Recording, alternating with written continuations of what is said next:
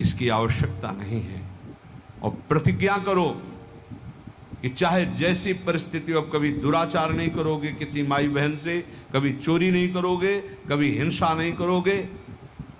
बोले प्रभु आपके सामने प्रतिज्ञा करता हूं। बोले बस मेरे श्री कृष्ण यही कहते हैं, अपिचेत सुदुराचारो भजते माम अनन्य भाग साधुरिव सम्मंतव्या सम्यक व्यवसिता है। आज से मैं तुम्हें साधु कहता हूं।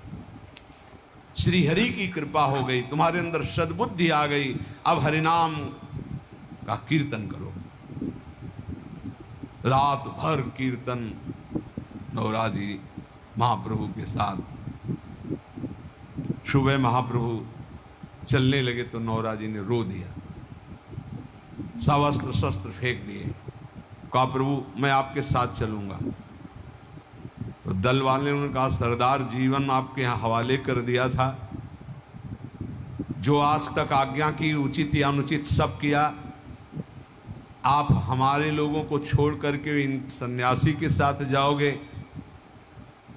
तो समझ लो कि हमारा स्वभाव वही है जो आपने, मतलब दल खिलाफ, कि अगर आप इनके साथ जा रहे हो, हम लोगों का स्वभाव आपने ही बिगाड़ा है, तो फिर वो बिगड़ा हुआ स्वभाव आपके ऊपर भी।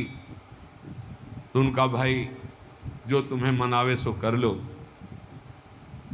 वैसे मैं हाथ जोड़कर आप सबसे हृदय से क्षमा मांगता हूँ, अब मैं इनका संग नहीं छोड़ सकता। चाहे आज तुम मुझे मार भी डालो तो मैं अब वो आचरण नहीं करूँगा जिसका मैंने प्रतिज्ञा कर ली। मैं आज प्रतिज्ञा किया है स्वामी जी के आगे कि कभी हिंसा नहीं करूंगा, कभी चोरी नहीं करूंगा, कभी बलात्कार नहीं करूंगा। तो एक चींटी भी अगर हमारे पैर से मरेगी तो मुझे पश्चाताप होगा। बाल्यकाल से लेकर आज तक इतना पाप किया, आज मेरे जीवन का परम मंगलमय स्वरूप आया है कि एक संत ने स्वीकार किया है। तो जितना द्रव्य करोड़ों अरबों के रत्न है वो सब तुम ले जाओ, मैं एक भी नहीं लूंगा। आज से कभी धन का स्पर्श नहीं करूंगा, हिंसा नहीं करूंगा, गलत आचरण नहीं करूंगा। अभी तक जो हजारों डाकुओं का सरदार था, कितना बड़ा संत, एक क्षण में, इस क्षण का चमत्कार। तात स्वर्ग अपवर्ग सुख धरी तुलाए कंग तुलताए सकल मिल जो सुख। आज से धन स्पर्श नहीं करूंगा, एक चींटी भी नहीं मारूंगा, कोई भी गलत आचरण नहीं करूंगा, और सबके चरणों में प्रणाम करने लगा। मुझे क्षमा करो क्योंकि आप सबके जीवन को मैंने ही बर्बाद किया, पर मुझे आशीर्वाद दो, अब मैं श्री कृष्ण प्रेम में पागल होना चाहता हूं।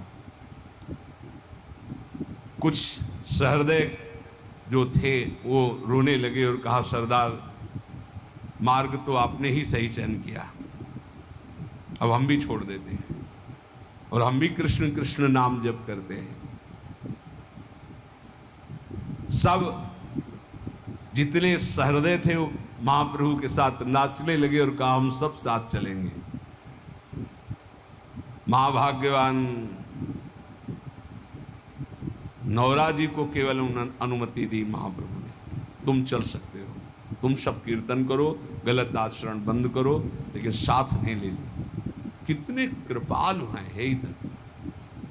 कृष्णदास की उस अपराध को क्षमा करके अपने साथ रखना, इस महान हिंसक को परिवर्तित करके अपने साथ रखना, चलने की अनुमति दे दी। कृष्णदास और नौरा जी और महाप्रभु आनंद से नृत्य करते हुए चल रहे। महाप्रभु ने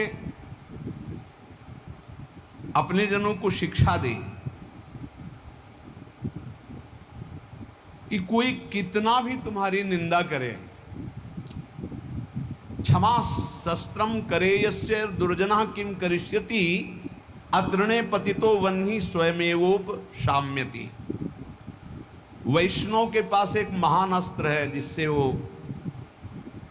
दूसरों को परास्त करता है। क्या? क्षमा। ध्यान देना, ये वो अस्त्र है जो सांप से भी भारी है। उमा क्षमा सापहुते भारी, अपने कर्म जाय अपकारी तुम्हें। क्षमा शस्त्रम करे यस्य दुर्जना किम करिष्यति। क्षमा रूपी शस्त्र का प्रहार करो, अर्थात क्षमा कर दो। दुर्जन लोग तुम्हारा बिगाड़ नहीं सकते, क्योंकि भगवान है। जैसे तिनका जलकर भस्म हो जाता है, ऐसे ही दुर्जन लोग अपने आप सापोहते भारी। वैष्णव को क्षमा करना चाहिए। कहते हैं कि जैसे छात्र क्लास में पढ़ता है, जब उसकी क्लास बदलने का समय आता है तो उसकी परीक्षा होती है, ऐसे साधु वैष्णव की परीक्षा होती है। क्या परीक्षा होती? उसको गाली दी जाएगी, अपमान होगा, निंदा होगी। ये ध्यान देना, ये परीक्षा अगर पास हो गए क्या, क्षमा और शांति, तो आगे क्लास में पहुंच जाओगे भूमिका में, नहीं फिर नीचे बने रहोगे। इस लोक में तुम्हारी चाहे कोई कितनी निंदा करे, तुम उसकी निंदा मत कर देना।